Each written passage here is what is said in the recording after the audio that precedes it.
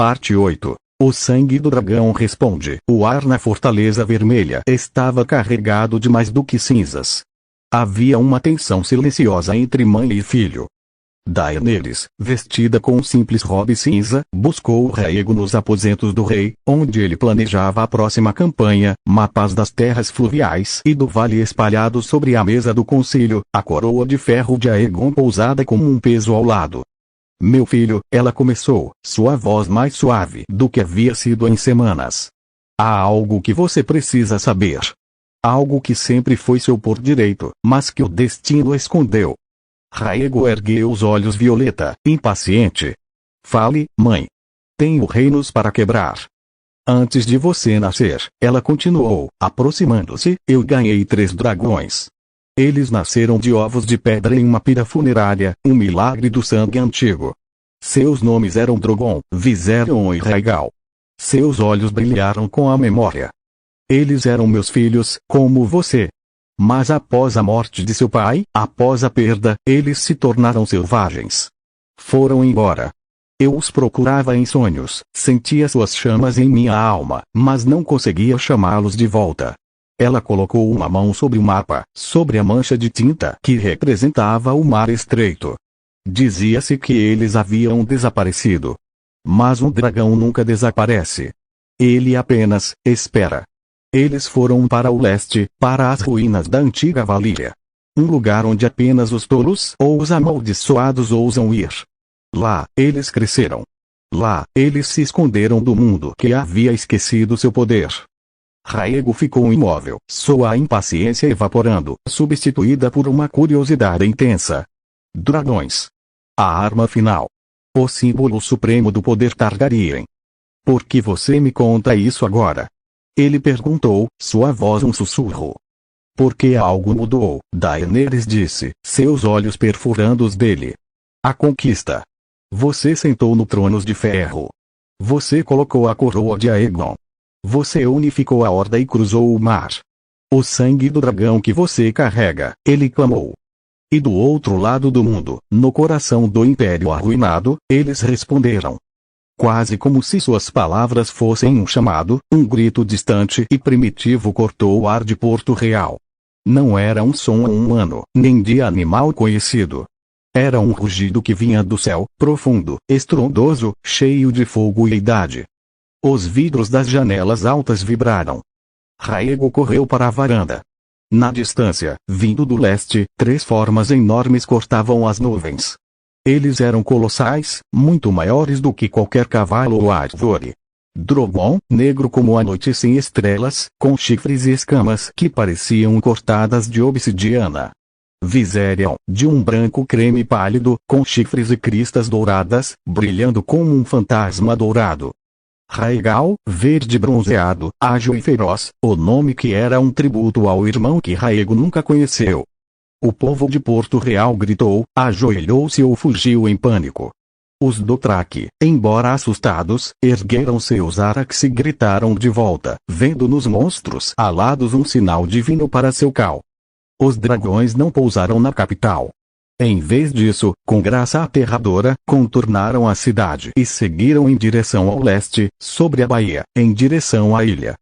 Eles vão para a Pedra do Dragão, Daenerys sussurrou, ao lado dele, lágrimas de emoção incontida escorrendo por seu rosto. Eles sentem a vida lá. Eles sentem o futuro. Em Pedra do Dragão, as Khaleesi grávidas sentiram primeiro. Um calafrio no ar, uma pressão muda. Zoren, a mais velha, olhou para o céu e viu a sombra se aproximando. Ela não gritou. Apenas colocou as mãos sobre seu ventre inchado e murmurou uma oração antiga. Os 3 dragões desceram nos picos vulcânicos da ilha, seus gritos ecoando nas cavernas de Pedra Negra. Eles se enrolaram, observando a cidadela com olhos tão brilhantes quanto brasas.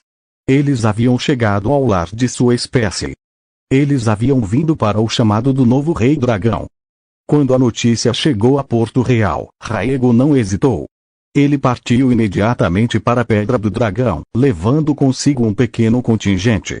Ao chegar, viu os dragões em repouso, majestosos e mortais. Drogon, o maior, ergueu a cabeça quando Rhaego se aproximou. O jovem rei, com a coroa de ferro na cabeça, não desviou o olhar. Ele caminhou em direção à fera negra, sentindo o calor que emanava de seu corpo. Ninguém pode dominar um dragão, meu filho, Daenerys havia avisado. Você só pode montá-lo se ele o aceitar como igual. Rhaego estendeu a mão, não com medo, mas com o direito de um herdeiro. Drogon bufou, uma fumaça quente envolvendo Rhaego, mas não atacou.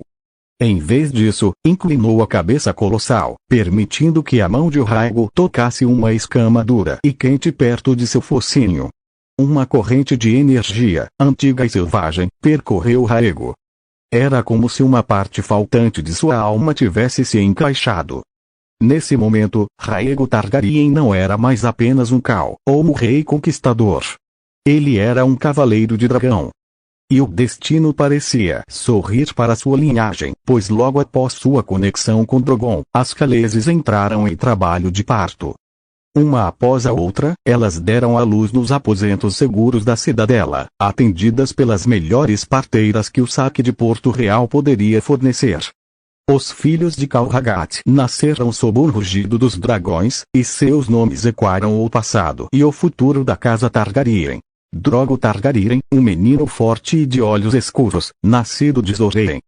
Maegor Targaryen, outro menino, de semblante sério e punhos cerrados, nascido de Lyanna. Aegon Targaryen, um bebê com uma fina cabeça de cabelos prateados, nascido de Serala.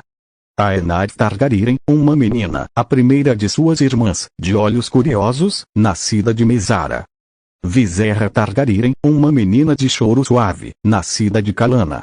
Jaehaerys Targaryen, um menino de aparência tranquila, nascido de Lysara. Aegon Targaryen, um menino vigoroso, nascido de Bela. Daenerys Targaryen, uma menina de olhos violeta puros, nascida de Elara, nomeada em homenagem à avó. 8 herdeiros. 8 promessas de continuidade. A dinastia estava assegurada. De volta ao pico, Rhaego montou em Drogon pela primeira vez. A besta negra levantou o voo, com Viserion e Rhaegal seguindo, seus gritos anunciando uma nova era para um mundo despreparado. O rei dragão agora tinha asas. E com elas, ele lançaria não apenas fogo sobre seus inimigos, mas a sombra de um domínio absoluto sobre todos os 7 reinos. Os lobos, os leões, os peixes e os cervos poderiam lutar entre si, mas agora um predador mais antigo e terrível havia entrado na floresta. E ele estava faminto.